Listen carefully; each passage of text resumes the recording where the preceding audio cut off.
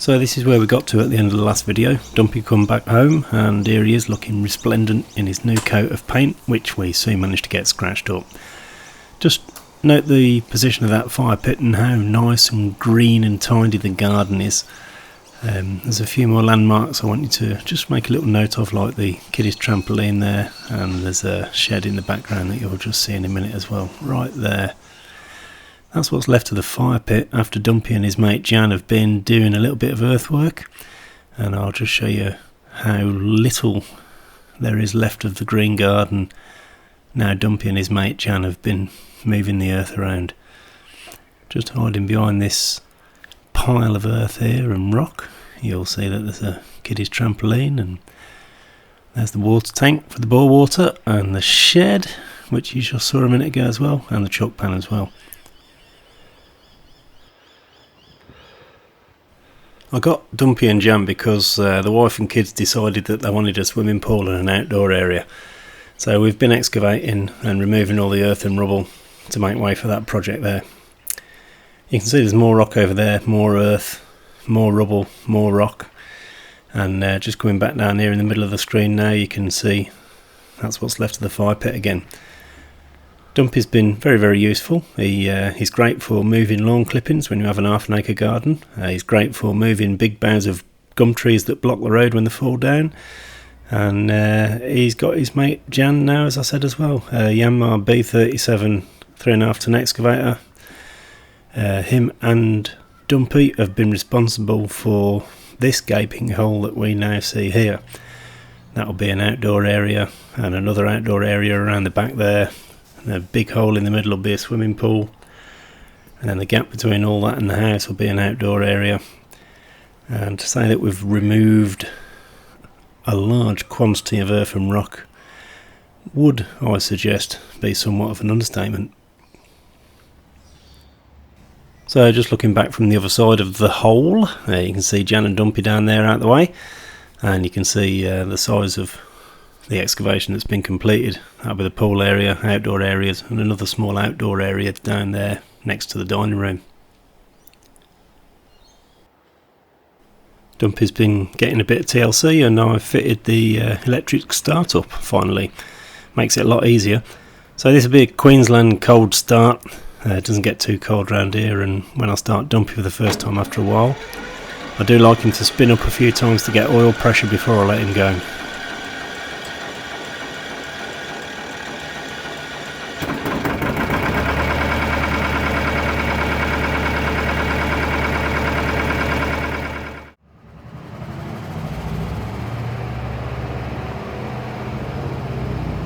I thought you might just want to see a little bit of a taster of the kind of work that Dumpy's been doing, so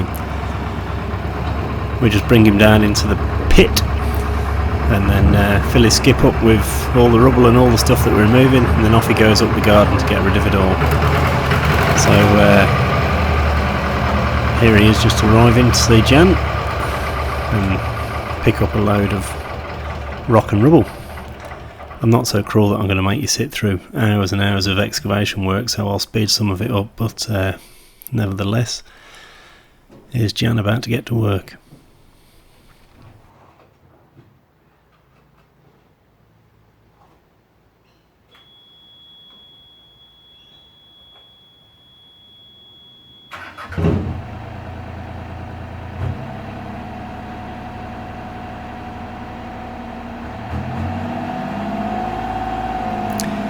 It's an amazing amount of rock and rubble that you can move on your own with just two machines. If you had a second operator, I dare say you could do a lot more, but the quote that I got for digging out this hole was considerable, to the point that it was actually cheaper to buy Dumpy and get him restored, and buy Jan, and buy a quick hitch, and a rock breaker, and everything else as well, including the auger.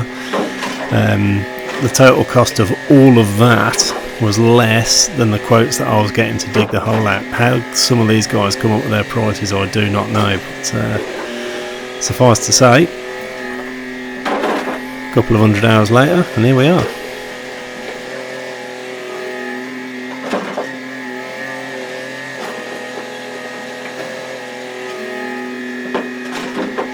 So, being the tight ass pom that I am, I decided to do this in my spare time. A few hours here, a few hours there, maybe a bit of time at the weekend, and I've saved myself enough money to get some free machines.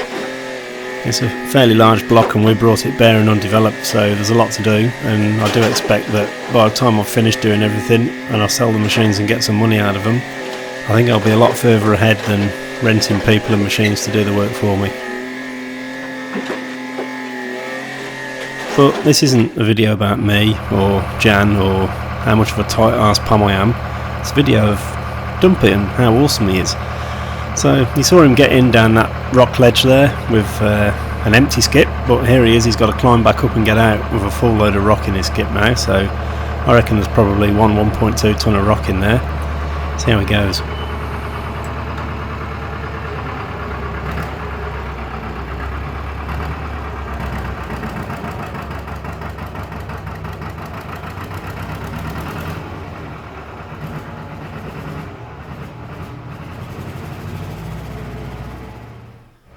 Behold the awesomeness of Dumpy.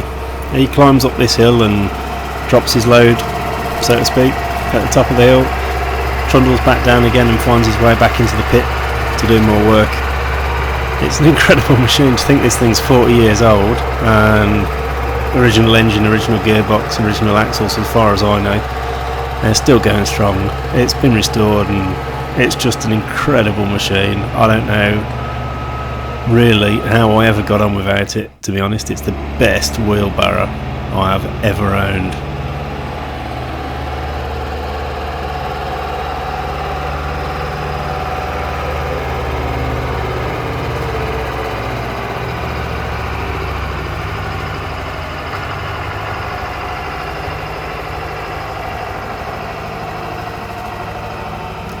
A couple of my mates have had a go on Dumpy, and the centre pivot steering seems to catch them out quite a bit. It's an interesting way to move a machine around, and it did catch me out for a little bit at the start as well.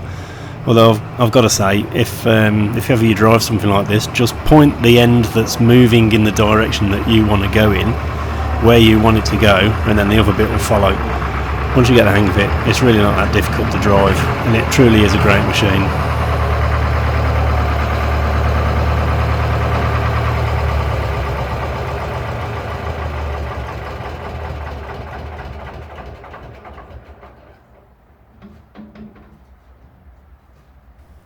So it's been getting a bit of a hard time, as you can see, and dropping rocks in the skip doesn't do much for those nice flat panels. By my elbow there you can see a nice dent in the steelwork showing how much of a hard time he's been getting.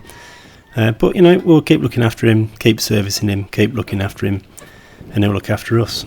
In fact, Dumpy's been working so hard, I think he probably deserves a rest.